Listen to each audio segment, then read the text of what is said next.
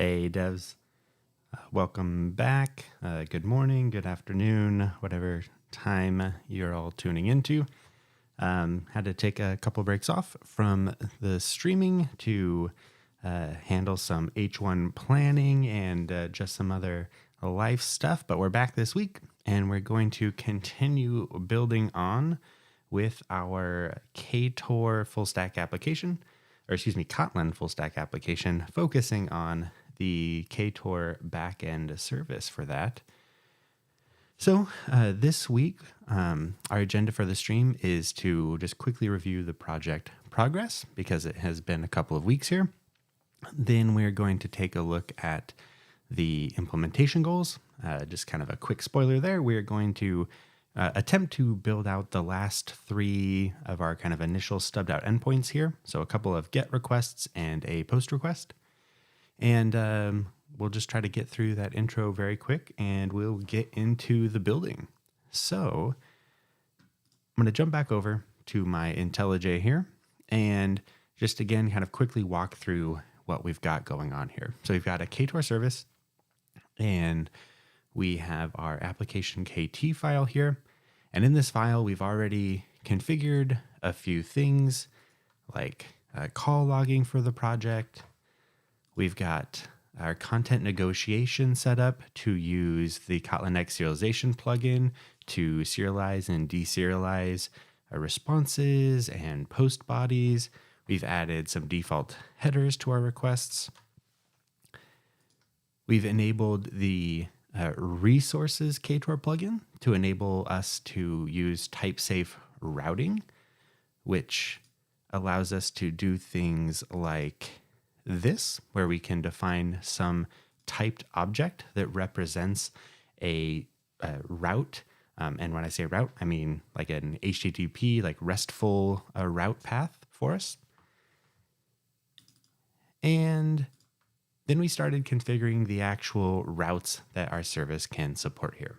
And in our last stream, we spent most of that time working through this status endpoint here. So you can imagine this being the endpoint that we might use when we want to test whether or not this service is up or running. Maybe this will be particularly useful when setting up a health check when we have deployed this to GCP. And to just kind of round out the explanation here then, if we look at the implementation here, we've defined this using this get function that passes in a resource. So when we use this status object that we've defined here, the plugin will recognize that that responds at the /status route. And then we simply implement the response by returning a 200 response and passing an instance of this deployment info object. And this was something that we set up last stream, which basically reads some environment variables to help us determine what environment we might be running in when checking the status and to help us check the version of the service that we are running. And these environment variables we are pulling from our application.conf file here. So this is a configuration file in HOCON format here where we can substitute in environment information and revision information. And then this is also where we configure the entry point for our application, as well as the port and host that we want to respond on. So we will leverage this when we get to deployment of the service. But for now, this is just going to provide us some defaults of local and a revision 0. But in the future, this will make our status endpoint much more useful. So with that said then, we can look at what our implementation goals are for today. And so to do that, we'll come back into the GitHub project here, and we will look at our issue that we've been working through, which is to stub out initial endpoints. And so you can see we have a couple of things we've already done here. We've already implemented the get status endpoint. We've already added the Ktor resources plugin, the kotlinx.serialization plugin, as well as stubbed out a bunch of the data types that we're going to need. So we really, at this point, can focus on just these last couple of endpoints. So this get URLs, get by an ID, and then a post request. So to facilitate the gets, we are going to stub out an in-memory repository here that will allow us to return a hard-coded list of our shortened URL objects. So let's start with that here. I'm going to, in my data package here, create a new object, and I will just call this URL repository for now. There we go. And I'm just going to put a property on this. Actually, let's see. How do we want to do this? We call this data, and we can just do this very simply for now. We're not going to be worried about performance here. So we'll just say that this is going to be a list of shortened URL. We'll use the list of function. And now we can just stub out a couple instances of our shortened URL type that we defined before. So we determined that a shortened URL would have an ID that will eventually be corresponding to maybe the ID in the database, so probably the primary key here. And then we'll have a URL, the URL key, which will be like the shortened identifier for the shortened URL. That'll be the thing that we can use to resolve this when we want to redirect to the resolved URL. And then an optional description. So if we come in here, we'll just give this an ID of 0 for now. Let's see, for a URL, let's just give this a URL to the Ktor documentation.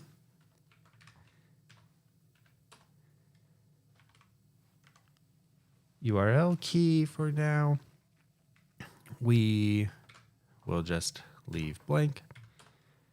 And for our description, we can just call this Ktor welcome page. And then we will stub out one more here. So let's go get another endpoint. I'll use my website. Give this a new ID, updated URL.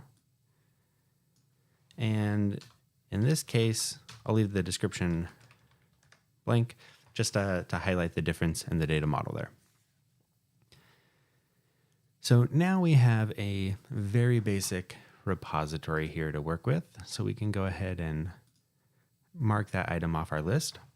So let's now implement our get URLs endpoint. So I'm going to come down here to our resources package. I'm going to create a new Kotlin file class, and I am going to call this shortened URLs. Perfect. And so now we're going to create a new extension function on the routing type, and we will call this shortened URLs again. And the reason we're doing this is so that we can then come back into our routing configuration and install these routes into our overall routing config. Okay, so what we want to do then is ultimately have something that looks like this, that's going to return us back all the URLs. So again, we're going to use the type-safe routing here to complete this. So we will add the resource annotation here. We'll define our path. And then we're going to define a data object, and we will just call this, and say all URLs. So now we can come down here and define what this get all URLs should return for us. And in this case, it will be very simply call.respond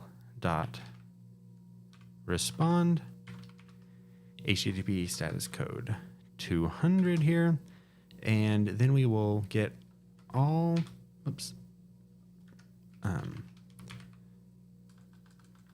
URL, there we go, URL repository data. So it just returned back the full list of the URLs coming from our repository in this case.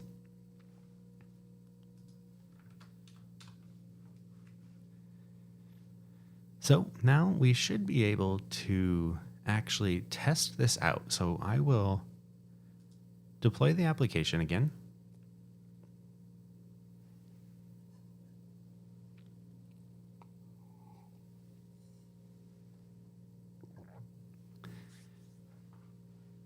There we go. We see our responding down here.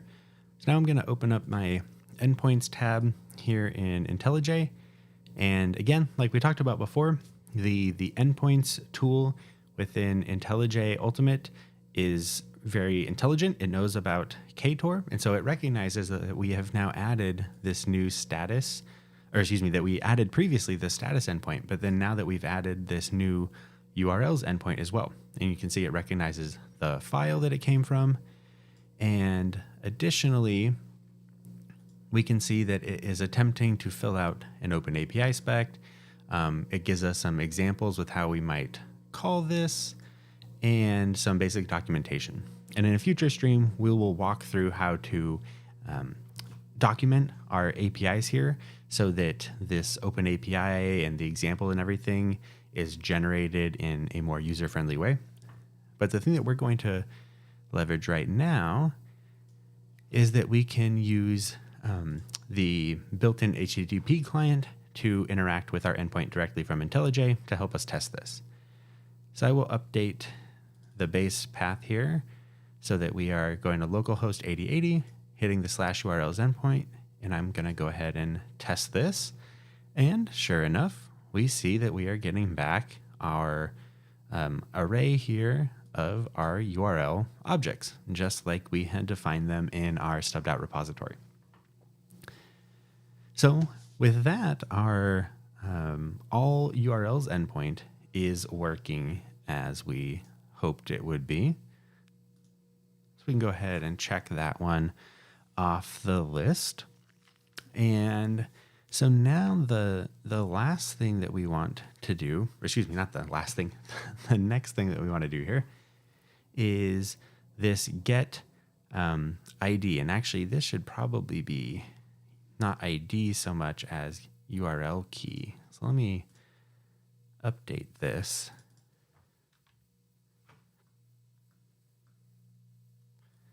That way there's no confusion. There we go, URL key.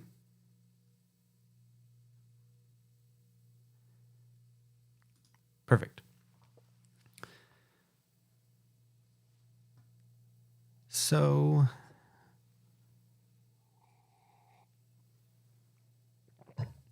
I'm going to come in here again and add a new start to stub out a new data model here. And what we want this thing to look like is something like this. So we want to basically have a route on the root route that takes some path parameter, which will be our URL key. And then we want to basically automatically parse that into some data class so that we can access it when we need to perform our business logic on that URL key. So in this case here, we might look at this as data class, let's say resolved URL. And we will call this URL key something like this. Now, I do not remember off the top of my head if this is quite the right syntax here. So we're going to go to the documentation here for Ktor and just verify that we are structuring that data class correctly. So if we scroll down, let's see, okay, yeah, so here we go. So here is an example of what we're trying to do. So at resource with the curly braces ID and the ID corresponding to the value. So actually it does look like that should be stubbed out correctly, which is great. So now we will once again make use of that new resource type and call this resolved URL. And now, as the implicit sort of it parameter here, we are getting access to our resolved URL type. And so I can access that URL key there. So then we can implement our logic here as, let's see, call this shortened URL equals URL repository dot, URL repository dot data dot find, and we will say it dot URL key equals, we're going to need to disambiguate this. So we will just call this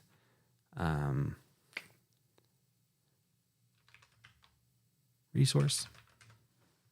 So now down here we can reference resource.url key. Now, if we look at find, we'll see that this is going to return null if nothing exists. So we can do some basic error handling here. In the future, we will probably spend multiple streams talking about more robust error handling. But in this case, we might do something like this. When shortened URL null, we might do call dot respond HTTP status code, and what we're looking for here is really not found. There we go. And otherwise, we'll do call dot respond HTTP status code okay. And initially, we could just return the shortened URL object here. Now, what we really are going to want to do in the future is actually redirect the caller here, which I believe we can do with a respond redirect. So we will look at that in just a second, but for the moment, I want to test out just this basic stubbed out version. And in particular, we need to update one more thing here. So our resolved URL is searching off of these URL keys, which is kind of the shortened identifier of the data. So we're going to go ahead and come back to our repository here, and we're going to stub those out. Now in the future, we will implement sort of the shortening logic here so that this is shortened down to some unique value that is unlikely to have any clashes as we're shortening more and more things. But for now, I am just going to hard code a couple of easy to remember URL keys. So one of these is just going to be welcome, and the other is just going to be goobar. So now if we come back here to the shortened URLs file, I will go ahead and stop this and rerun it, and we will test out the new endpoint here.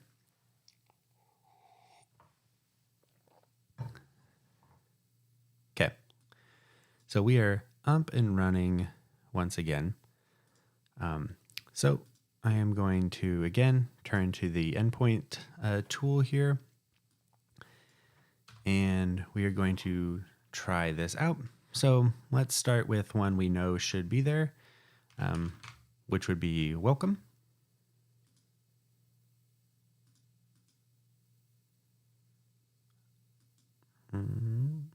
Come on, why are you angry? Oh, it thinks we still need to substitute variables, even though we already did that.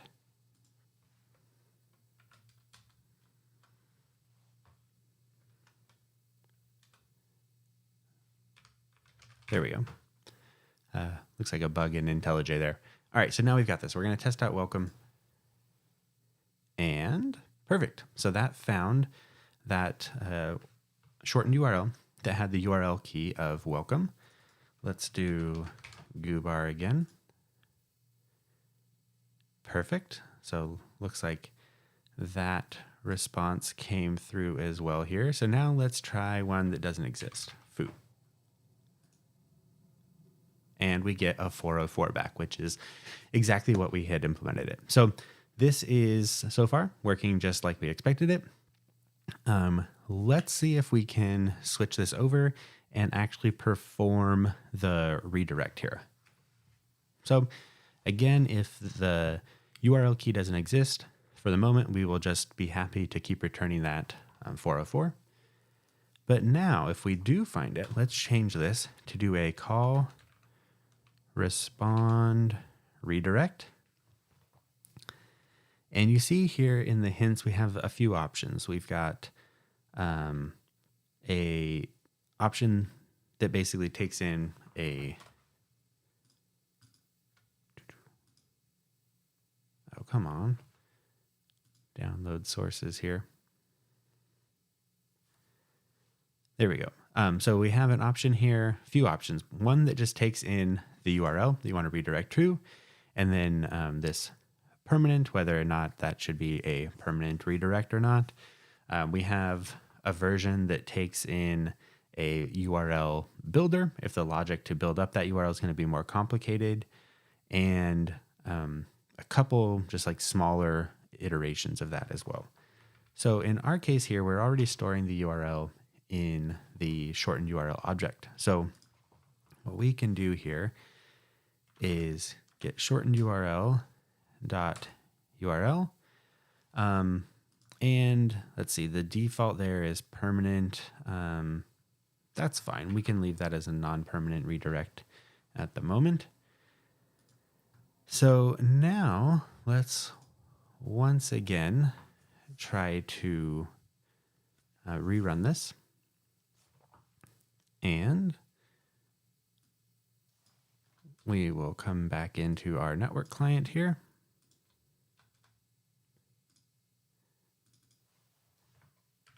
So again, let's do goobar.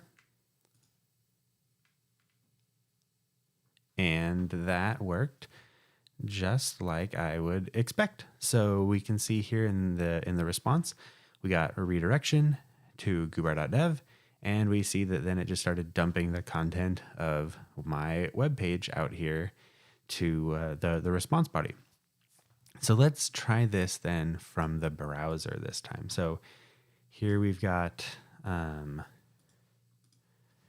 our base URL.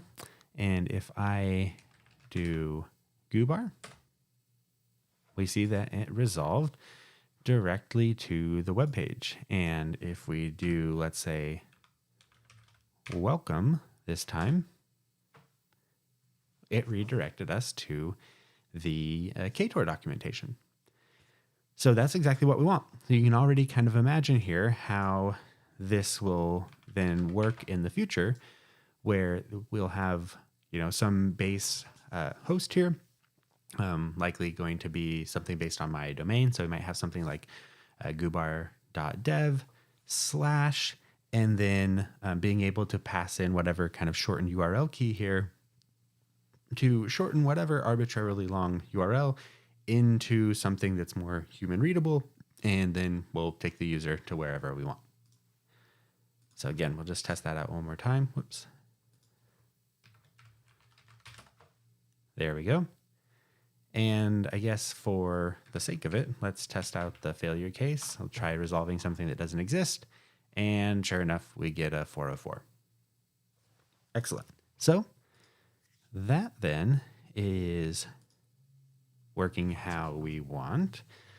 The last thing to do then is to stub out this shorten endpoint.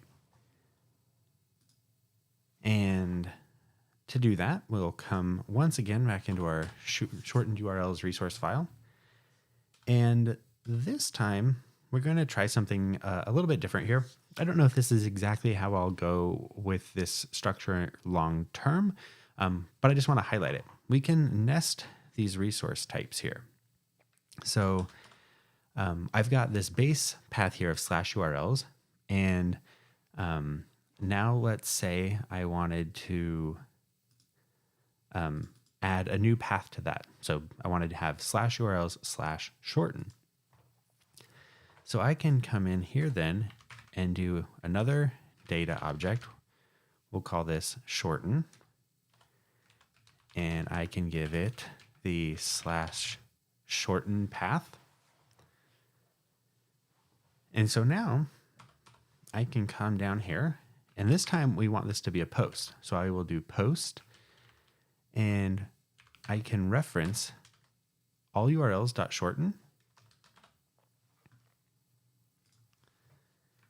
And, oh, that's right. I believe I need to tell it the type of the body to expect here, which is our shorten URL request body that we had previously set up.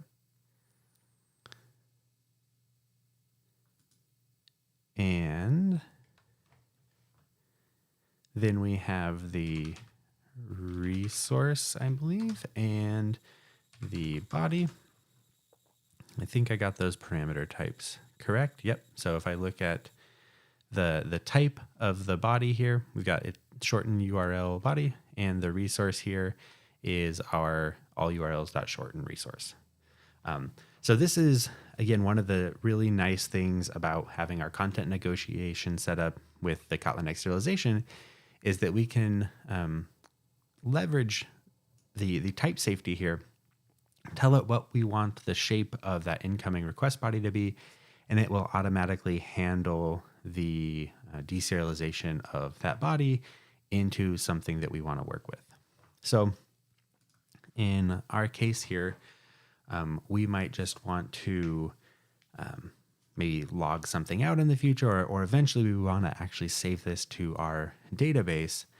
In my case here, I think all I want to do is basically respond with whatever data was given to us. Now, I just want to double check whether that's what I did in kind of my previous reference implementation here. So let me just double check that. Yeah, yep, that's all I did. So we can simply do a call.respond. And maybe for the sake of things here, just to kind of prove that we are referencing, or that we can manipulate the object that we're getting in, we'll create a new shortened URL so that it is at least taking the response body is at least taking the shape of those shortened URL objects that we're going to be working with in our database. So for an ID, then we can, let's see, what do we want to do here? Do we want to hard code? Yeah, we'll just hard code this to, actually we'll do this. System.current-time. For lack of a better ID generation mechanism here, we'll just set the ID to the current time. Again, we're just stubbing this out. This does not need to be kind of production quality in any case yet. The URL then we will take from the body. the URL key, we will just stub out, and the description we will also take from the body.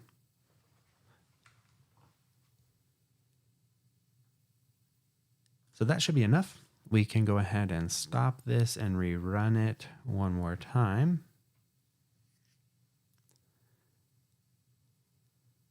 And so again here, if we look at our endpoints tool, let me just make some more space here. We see that IntelliJ, again, is recognizing that we have a new route here at urls/shorten.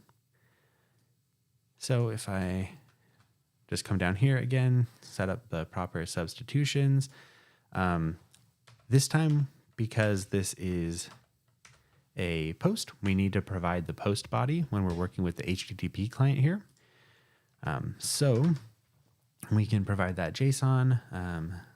Let's just double check this. So yeah, so we just have our URL. And we'll just do this, and no description here should be fine.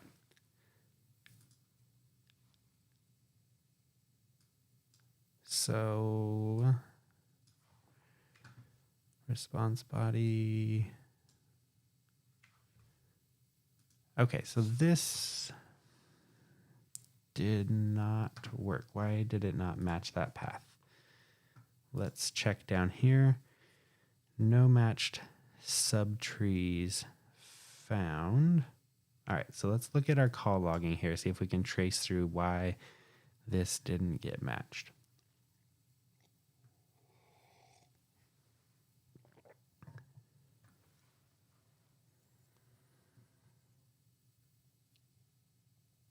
Shorten.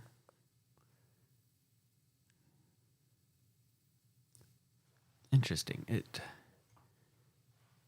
didn't seem URL/shorten. It looked like it was trying to match /shorten directly rather than the full URLs/shorten, which is interesting.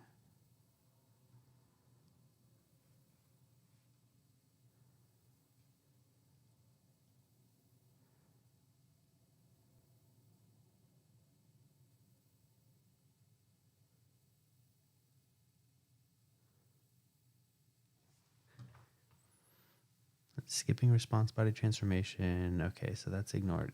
Okay, let's check the documentation here. Make sure you referenced this correctly.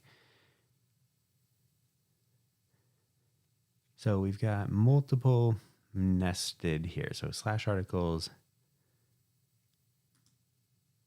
That's the problem here.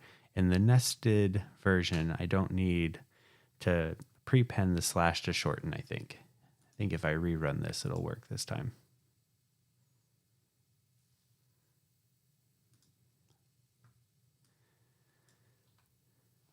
Shoot, I gotta redo my JSON here. URL www.google.com and description no.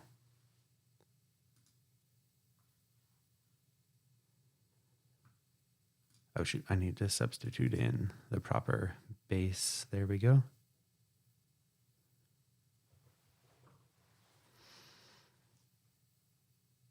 Shoot, it still is unhappy with that.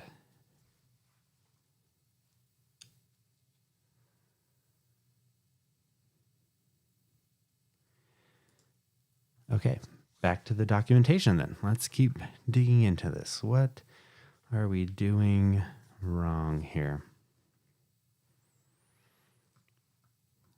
So here's an example of the nested type articles.new. And that's no different than what we are doing.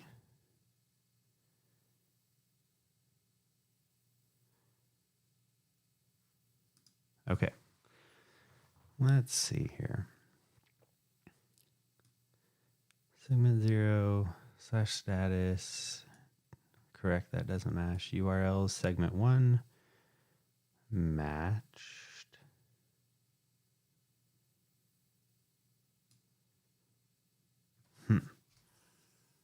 Why is it not recognizing the nested nature of those?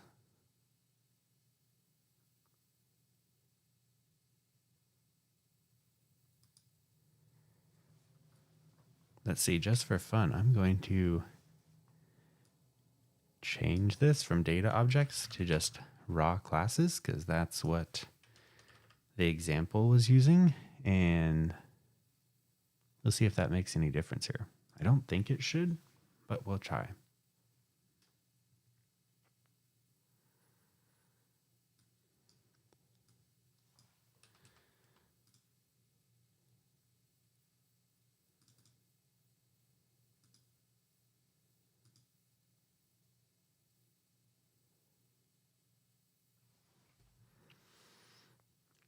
No, that didn't seem to do it.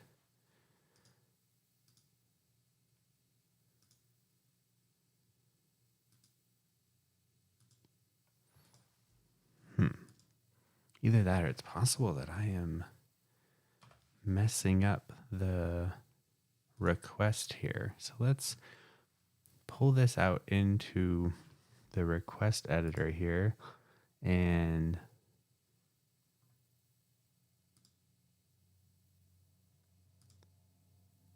oh, that could have been it. I was forgetting the content type here.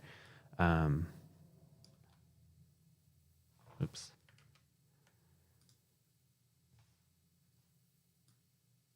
So let's get rid of this. I want to grab the content type. Going to grab that body there. And we'll bring that down here. And again, type this out. Google.com and description.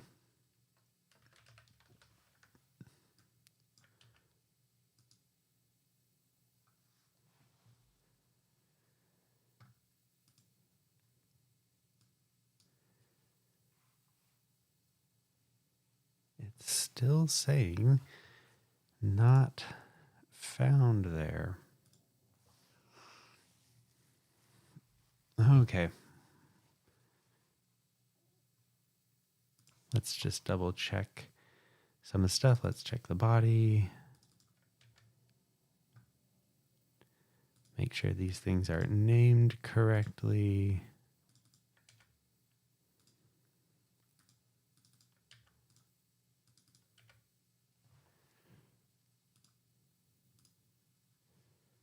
Yeah, that looks correct.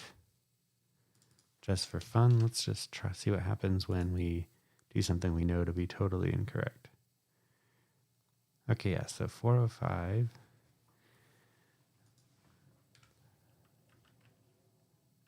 Shorten.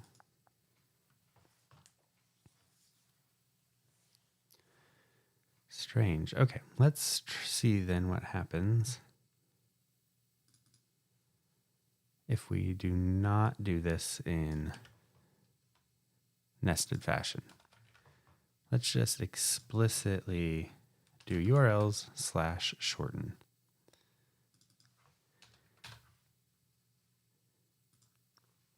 This should tell us whether or not it was the resource structure.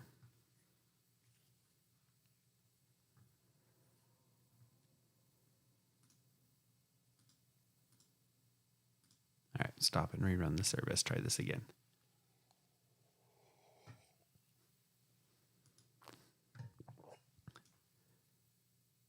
Yeah, so that worked. So this request is correct. The path is also correct. So it really is just something to do with the nested structure of the resources. So that's good to know. Let's put that back. Let's see if we can fix that then. So if we come back to the documentation, what do we have going on here? We've got resource. Actually, let's go to the very top.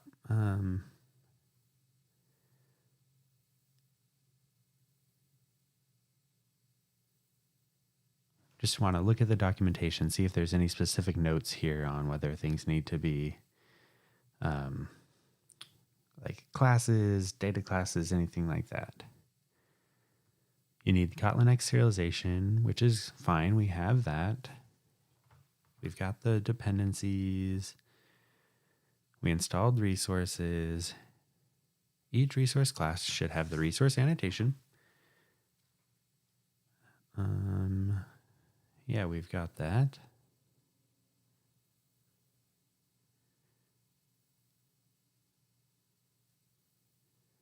Resource with a query parameter. Class articles. Resources with a nested class.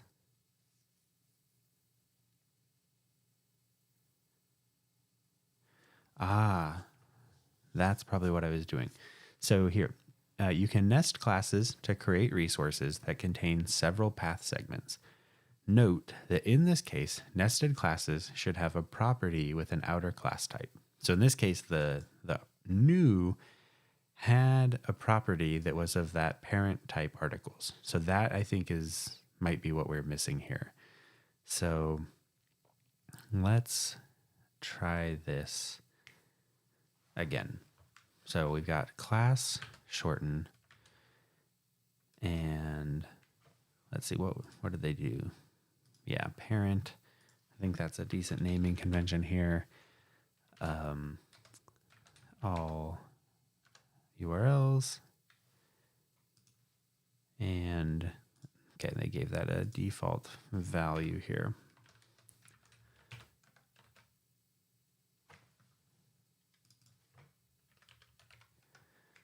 And then I can remove this.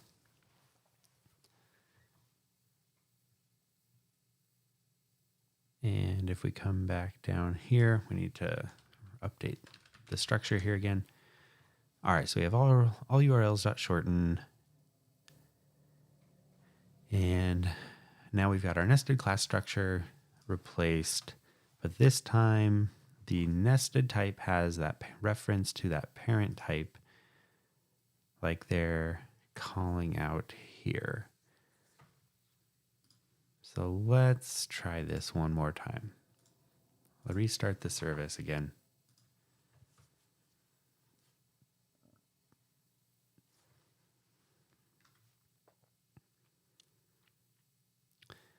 All right, and let's come back here. Excellent. So we can see that worked this time. We got our 200 response back. Perfect. Okay, so we kind of know what was wrong there. Let me try this one more variation then. I want to go back and see if we can, in fact, use something other than just raw classes here. So I'm going to make this a data object again. And in this case, then, we would just reference it like that. And in this case, I want to make this a data class. Let's see if this also continues to work. Because this would be the more, I don't know if it's truly like any more natural or better, but this is the way that I would think about it, because I tend to try to stick with data classes and, objects for these things that I don't really need or want to create multiple instances of.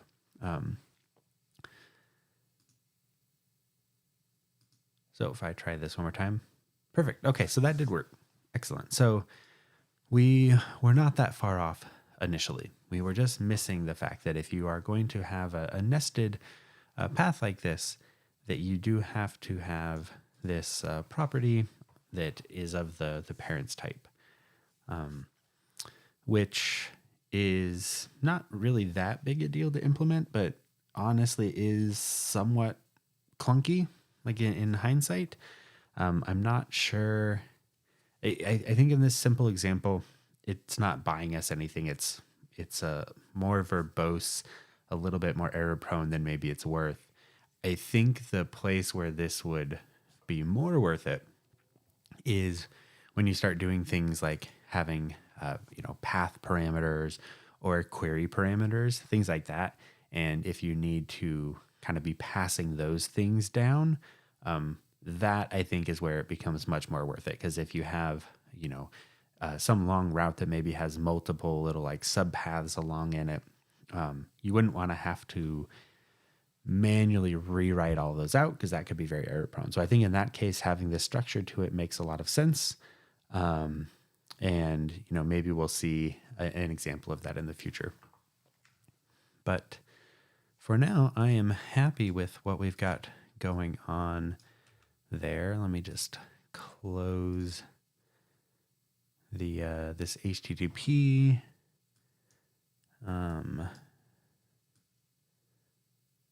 Okay, I think we can close the Endpoints tab too now.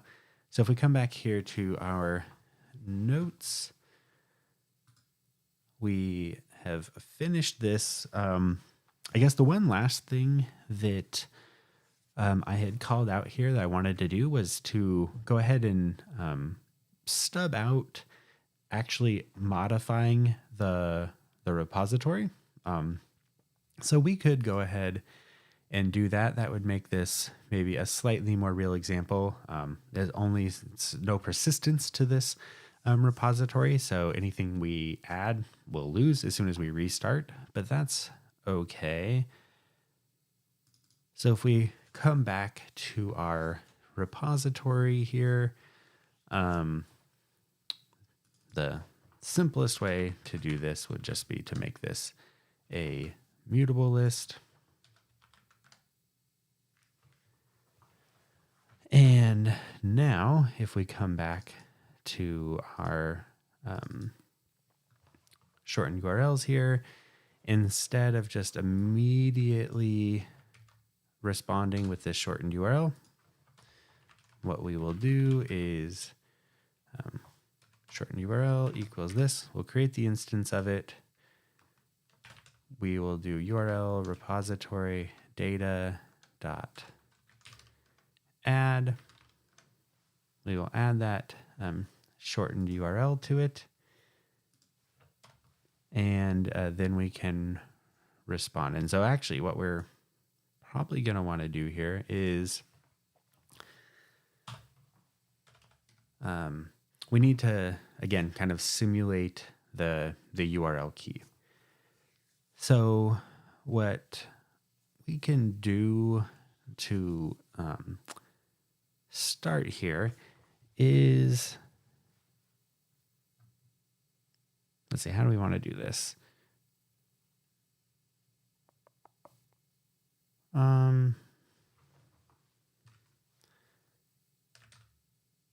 Val URL key equals, and we could just do something. Oops, not.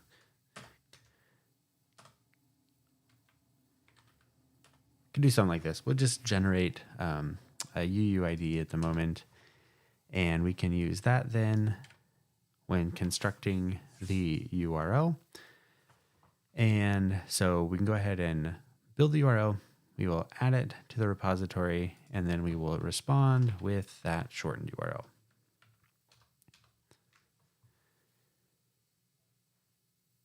And yeah, I think that should be it. So what this is going to let us do then is post some new body.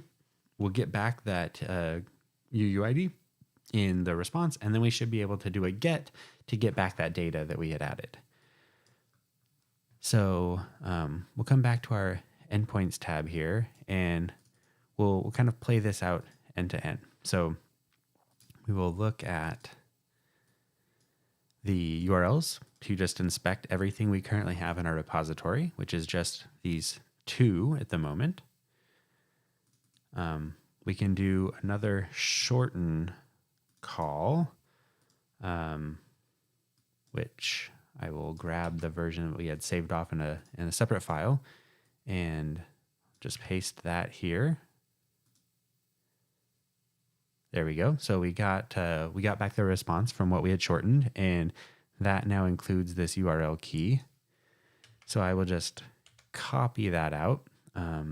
If we go back to the URLs endpoint to get all the URLs, now we see that we do in fact have 3 saved out. And to just kind of finish this off, if we come back in here and we try to get based on that added URL,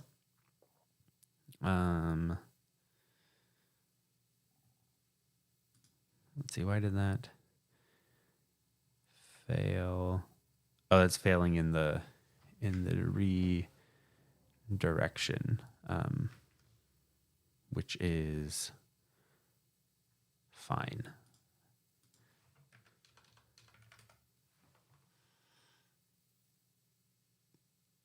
Yeah, that's, I think, just because I should have done something more like,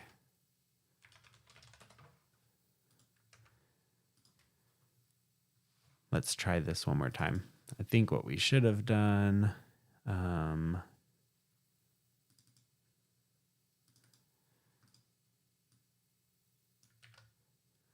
there we go. Let's try this one more time. I'll grab this new URL key, and if we come back to the redirect,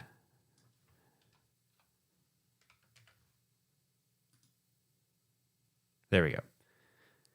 So yeah, it was the URL that I used was using www.google.com rather than the full like HTTPS, and so the redirect was failing in that case.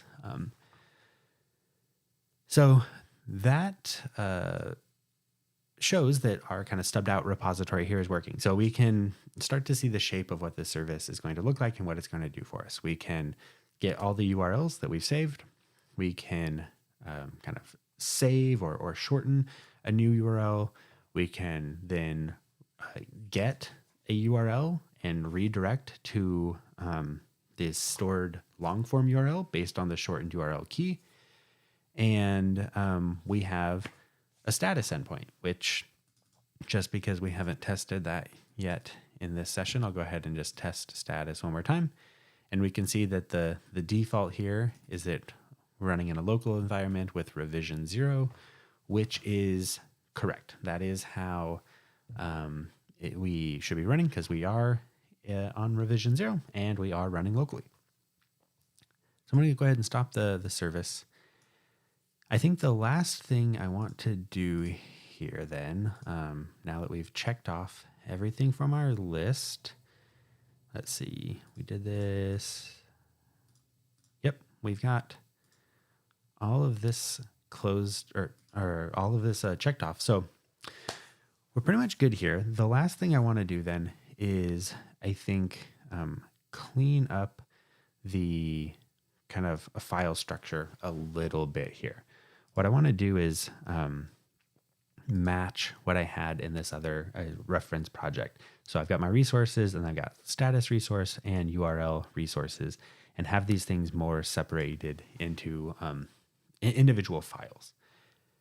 And the reason for that is because right now, if we look at resources, we just have 2 files, but there's 4 endpoints defined in those 2 files. So it's not immediately obvious. I mean, it's somewhat easy to kind of guess where the URL related things will be versus the status related things. But I like to be a little bit more verbose if it makes things a bit easier to find. So I'm going to create a new package here. I'll call this status, and I'm just going to move status KT into that status package. And then going to create a URLs package. And now within the URLs package, I'm going to create a couple of files. So we'll create one that's called get all. Whoops. I want to make sure I click Kotlin file so it adds the header, or excuse me, the import. So we'll call this get all KT. We're going to create another one, which is shorten.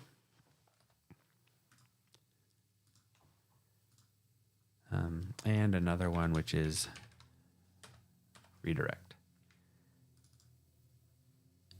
And so now we will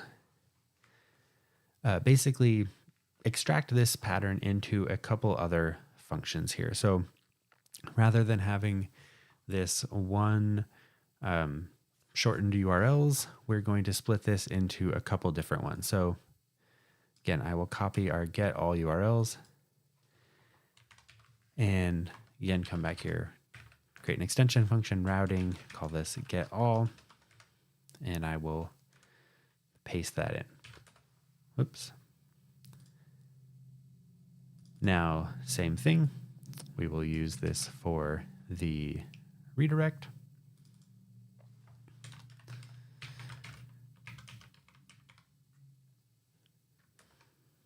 We'll call this redirect shortened URL. And the last one we will just call shorten.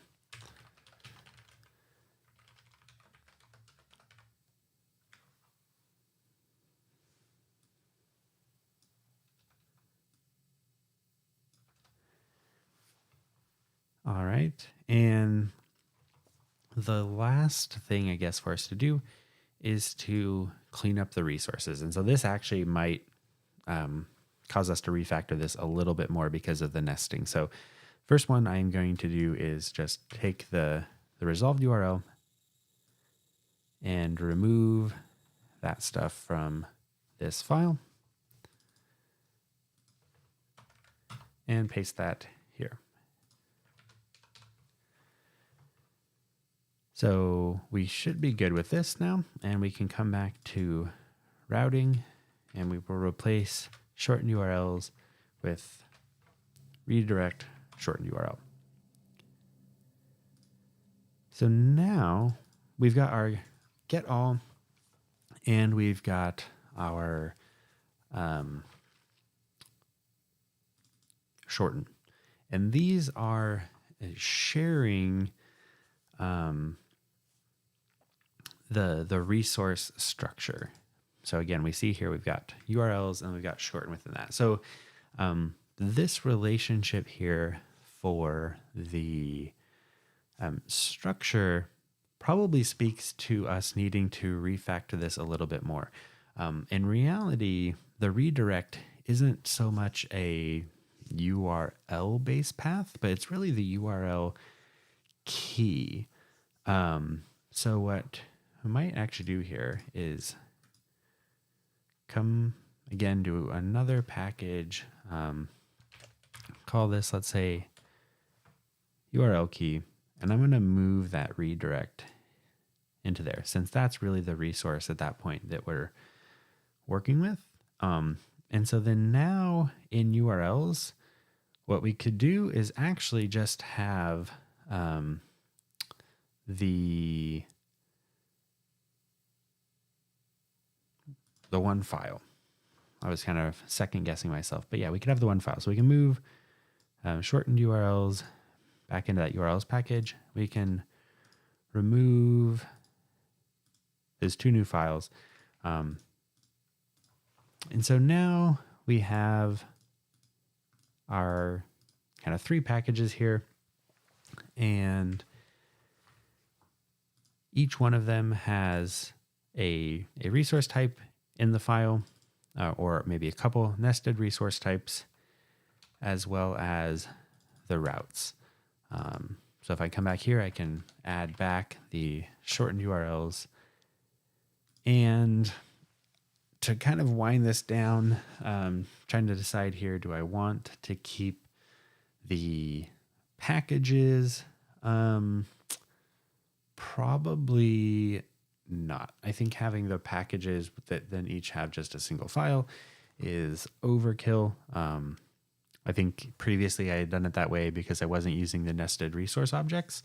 But having that, I think, lends itself to having kind of the one file where you're defining the routes. And then that leads to maybe not needing separate files within the package. So let's refactor this a little bit more. And just move those out of the packages.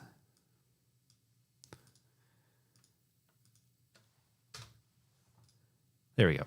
So this is still a bit cleaner than it was before. We've got 3 files now instead of 2, and there's this clear differentiation based on kind of the resource that we're interacting with. So status, shortened URLs, or let's see, in this case, instead of calling this redirect, I'm going to rename this URL key. All right. And I'm going to rename resolved URL to URL key as well.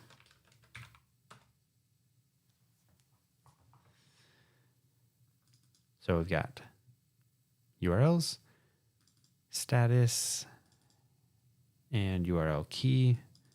Let's see, I think I'm mostly happy with that. Here, I actually think instead of calling this shortened URLs, which is the data type that we're working with under the hood, but it's not really like the semantic resource that we're dealing with. So again, I'm going to name this just URLs. So naming it more for this base path here than the underlying data object that we're dealing with. Okay, I'm sure I could probably keep cleaning this up and refactoring it if I sat there long enough, but we've been going for about an hour. We've accomplished what I wanted to do, so we'll just kind of wind this down by getting a PR up for all of this.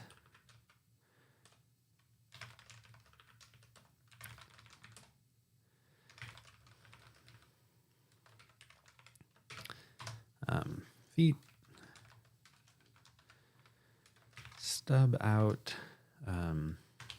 URL, and actually we'll stub out slash status URL and URL key endpoints.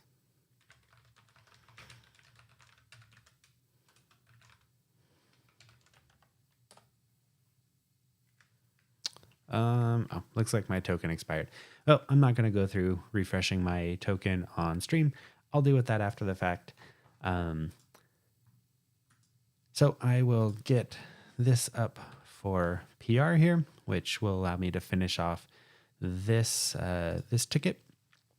I think in the next stream, before going too much further down into like linting and testing, I want to stub out a little bit of basic like documentation for the project. So we'll probably look at setting up a place for architecture decision records.